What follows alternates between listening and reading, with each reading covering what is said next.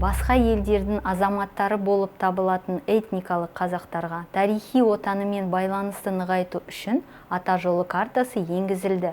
Ата жолы картасын Қазақстан азаматтығына қабылдаудың оңайлатылған тәртібі қолжетімді, сұранысқа ие кәсіптер тізімге кіретін мамандығы бар.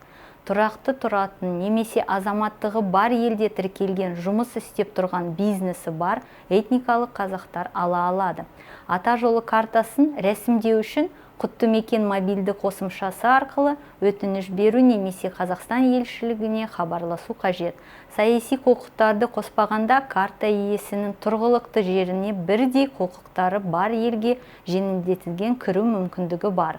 Сонымен қатар, Қазақстанға көшуге ниет білдірген этникалық қазақтарға қоныс аударушылар мен қандастар үшін барлық қолдау шаралары қолжетімді болып қала береді.